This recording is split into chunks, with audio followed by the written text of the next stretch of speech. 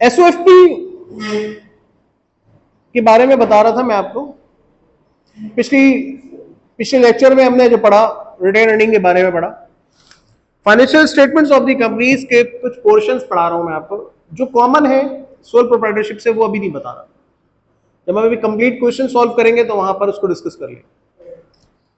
जिन चीजों में चेंजेस है वो लास्ट वीडियो में जैसे मैंने आपको बताया कि रिटेन अर्निंग जो है उसको कैलकुलेट करते हैं, उसका एंडिंग बैलेंस कैलकुलेट करते हैं हम। वो किस तरह से कैलकुलेट करते हैं, नेट प्रॉफिट में से क्या क्या चीजें अप्रोप्रिएट करते हैं, वो मैंने आपको सिखाया। ये सोल प्रोप्राइटरशिप में नहीं होता। इसी तरह से जब हम इनकम स्टेटमेंट बनाते हैं तो उसमें net profit after tax and interest में जो चेंजेस थी वो लास्ट वीडियो में सिखा दी आपको। उससे पहले जितनी भी इनकम स्टेटमेंट है वो सिमिलर है जैसे सोल प्रोप्राइटरशिप में थी। बैलेंस शीट की तरफ आते हैं, जिसे आप एसओएफपी कहते हैं, स्टेटमेंट ऑफ फाइनेंशियल पोजीशन। उसके अंदर आपकी बैलेंस शीट बनती किस बुनियाद पर है? Asset is equal to liability plus capital, basic accounting equation. इसको फंडामेंटल अकाउंटिंग इक्वेशन भी कहते हैं। इसमें एसेट और लायबिलिटी का स्ट्रक्चर सेम है, लेकिन कैपिटल का स्ट्रक्चर डिफरेंट है। कैपिटल का क्या स्ट्रक्चर है? कैपिटल को हम यहां कहते हैं शेयर होल्डर्स इक्विटी। क्या कहते हैं? Share holders equity. Share holders equity में सबसे पहले ऑथोराइज कैपिटल शो करते हैं हम। ये ऑथोराइज कैपिटल वही है जो मेमोरेंडम ऑफ एसोसिएशन के 5th क्लॉज में आपने रजिस्ट्रार से परमिशन ली थी कि हमें कितना कैपिटल ऑथोराइज होगा, अथॉरिटी ली थी कि हम कितना through out the company, through out the life of the company आप कितना कैपिटल इशू कर सकते हैं, कितने शेयर इशू कर सकते हैं। वो ऑथोराइज कैपिटल है, हाथी के दांत दिखाने के होते हैं, खाने के नहीं होते। आपके total of the balance sheet के अंदर ये अमाउंट ऐड नहीं होगा। ये अमाउंट सिर्फ और सिर्फ दिखाना है, आपने शो करना है, प्रेजेंट करना है, डिस्क्लोज करना है। इंटरनेशनल अकाउंटिंग स्टैंडर्ड्स की लैंग्वेज में कहते हैं इसको डिस्क्लोज करना है आपको एवरी ईयर। डिस्क्लोज करने का मतलब ही एवरी ईयर है। इसके बाद फिर आता है शेयर्स कैपिटल।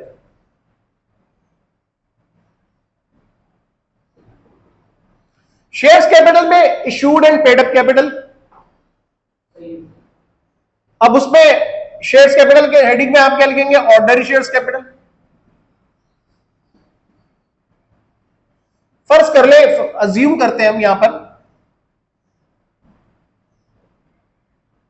कि आपने 10,000 शेयर्स इशू किए,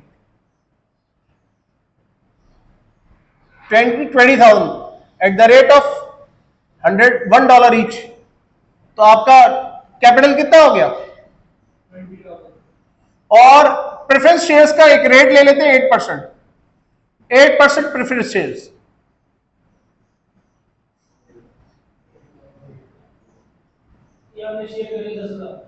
ये 8% क्या रिप्रेजेंट कर रहा है? 8% प्रेफरेंस शेयर्स पे जो डिविडेंड पे करेंगे आप, ये उसका रेट है। इसी तरह से डिबेंचर्स के आगे भी एक रेट होता है, वो उसके इंटरेस्ट का रेट होता है। तो आप अज्यूम कर लें कि आपने 15,000 जो है वो प्रेफरेंस शेयर्स इशू किए eight the rate of 1 each. 15,000 हो गया, ठीक हो गया। तो शेयर कैपिटल जो issued and paid up capital है वो आपका कितना हो गया? 35,000 इशूड एंड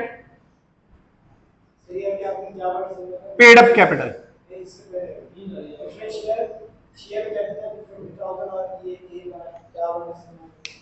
ये एट द रेट कहते हैं इसको। एक शेयर की क्या वैल्यू है? अंडे खरीदते हैं आप? अंडे खरीदते हैं आप? अगर फर्ज कर ले अंडे 200 रुपए दर्जन है और आपने 10 दर्जन अंडे खरीदे हैं, तो 10 दर्जन 10 डजन जो है वो at the rate of 200 each पर डजन। तो ये रेट है, रेट। इसको पढ़ते हैं एट दी रेट। ये क्वांटिटी ऑफ शेयर्स है।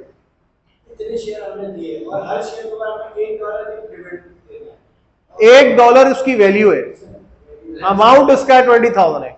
This one is quantity, this is rate. This is amount. Clear? जब प्रॉफिट होगा तो पता चलेगा जी। इसके बाद हम इसमें लिखते हैं रिटेन अर्निंग। रिटेन अर्निंग का अमाउंट हम वो प्रीवियस वीडियो वाला ले लेते हैं, और वो अमाउंट कितना है हमारा 18,000। इसके बाद हम लेते हैं reserves, general reserves. General reserves कितने हैं हमारे 8,000। और स्पेसिफिक रिजर्व का हम यहां नाम दे देते हैं,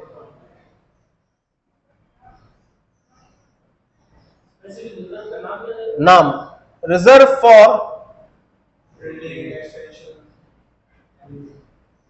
बिल्डिंग एक्सटेंशन 4,000। इसके अलावा और कोई चीज?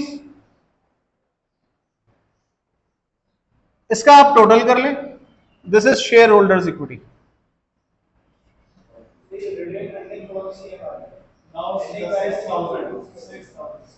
ये टोटल बताइएगा। पूरा ही है 65 65,000